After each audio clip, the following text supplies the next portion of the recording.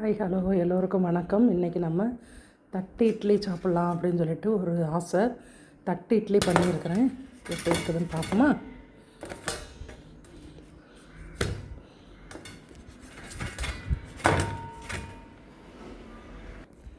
எடுத்தாச்சு. சூப்பராக லேசாக கத்திட்டு ஓரமாக எடுத்து விட்டதுக்கப்புறமா தான் நல்லா வந்தது. இதை நெய் பொடி இட்லியாக சாப்பிட்லான்ட்டு ஒரு ஆசை. அதனால் இப்போ பொடியை மேலே அப்படியே தூவும்.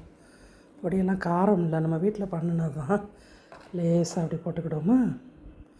போட்டுட்டு முதல்ல கொஞ்சம் ஆயில் விட்டுக்கலாம். நல்லெண்ணெய் இது.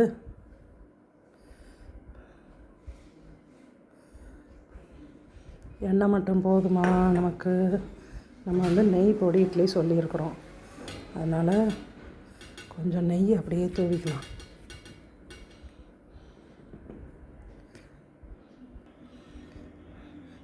நெய் பசு நெய் வாங்குவேன், அதுக்கு இப்போ இல்லை, காலி ஆயிடுச்சு. இது கடையில் வாங்கினது. அப்படி லேசாக அப்படி பேருக்கு லேசான்னு நல்லா ஊற்றிக்கிட்டேன். எப்படி இருக்குது இன்றைக்கி நெய் பொடி இட்லி? சூப்பராக இருக்கா? தட்டு இட்லின்னா கொஞ்சம் அது ஒரு ஊத்தப்ப தோசை மாதிரி கொஞ்சம் கனமாக சாப்பிட்டா அப்படி நல்லா இருக்குது. அதுக்கு ஒரு சாம்பார் மதியம் சாப்பாட்டுக்கு வச்சது தான், ஆனால் இப்போவே பண்ணிட்டேன். தேவைன்னா லேசாக தொட்டுக்கலாம் இல்லையா?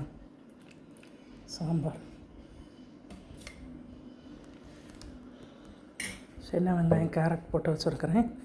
எப்படி இன்றைக்கி தட்டு இட்லியும் இதுவும் நம்ம எல்லோரும் சாப்பிட்டு பார்க்கலாம். நல்லா அழகாக இருக்குது. பின்னாடியும் பரட்டுவாங்க. இப்போ நம்ம ஹோட்டல்லலாம் வாங்கினோன்னா பின்பக்கம்லாம் பொடி போட்டு கொடுப்பாங்க. நமக்கு இதுவே காரம் சரியாக வரும். இதோட சாம்பார் தொட்டு அப்படி சாப்பிட்றதுக்கு சூப்பராக இருக்கும்.